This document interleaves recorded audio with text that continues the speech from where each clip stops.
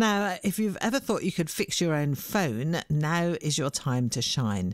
Apple says it's going to start allowing customers to carry out repairs on their own devices. They're going to send out genuine parts and tools like batteries and screens for customers to fix themselves. Companies have been under pressure for years to do this, as most tech firms don't provide parts or manuals for repair. Our technology expert Matt Porter from Matt Porter Web Design in Ipswich joins us now. Afternoon to you, Matt. Good afternoon. So is this good news? It's quite good news. It's a long time coming. It's not ecstatically good news because it's only going to be covering a limited number of handsets and possibly a number of MacBook laptops in the future. So it's good news if you've got a brand new device and you do want to repair it in the future. But if you've got an older device, then it's not so great news because they still remain very difficult to repair anyway. So at the moment, before they start, do you have to send it away to Apple? Can you get other people to mend your phones? You can get other people to mend your phones. The issue with many of the Apple devices, and in fact many mobile devices, is that their manufacturing process makes it very difficult for them to repair.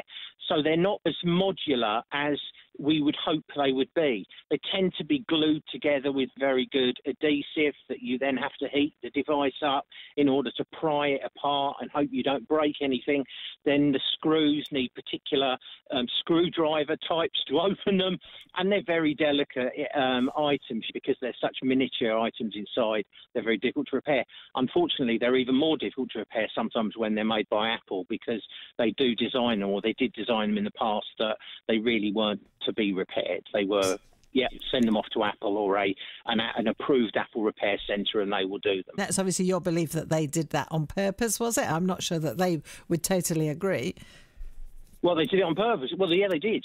The general consensus is that they did, and the general consensus that they have relaxed that has staggered many people in the industry because they're amazed it's actually happened, and it's more likely because they've been pressured to do so by government in the US and also their shareholders, because they've just been told that you've got to make these items easier to repair. They're not alone. They're not the only company in the world that is very difficult to repair devices. If you make a device that bends or the screen's curved and it's very difficult to repair, they are difficult things to repair.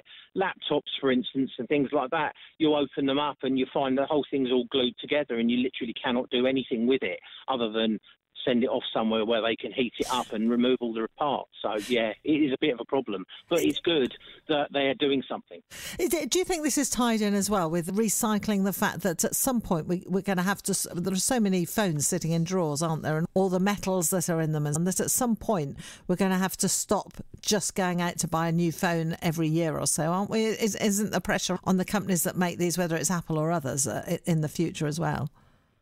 I think that there is a pressure to do that. I don't think it's what can these companies offer that makes a phone substantially different on a regular basis, so that phones may last for 2 or 3 years. Many phone contracts will be 3-year contracts anyway, so people will be stuck with a device unless they want to buy themselves out. But certainly the throwaway culture, which is much more prevalent, I think, in North America than it is in the UK. We certainly have a wasteful culture here where stuff does end up in drawers and people don't recycle it or don't get it recycled, but it's far more prevalent, I think, in America, where they tend to have that the whole ethos is of just replace and throw stuff away. So certainly you've got, if you're one of the largest phone manufacturers in the world, you certainly have a big responsibility to make sure you're not being wasteful. So I think that's one of the reasons too.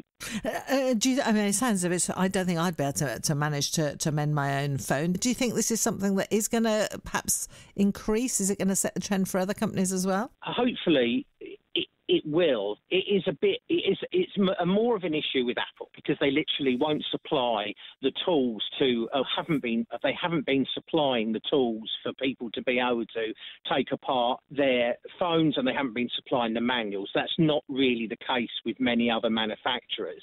But certainly repaired phones and tablets and things like that in the past.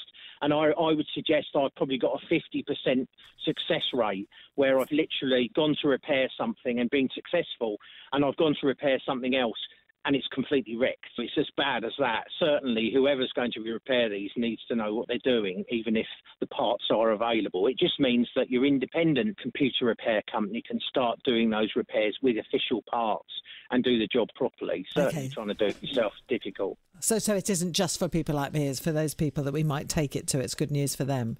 Yeah, it's your local. There's some very good local IT repair companies in Suffolk who would just be jumping up and down with glee that they can finally provide the proper parts, and all the manuals are available for them to repair stuff. Yeah. Matt, as always, lovely to chat. Thank you for being with us. You're welcome. Matt Porter, Web Design in Ipswich.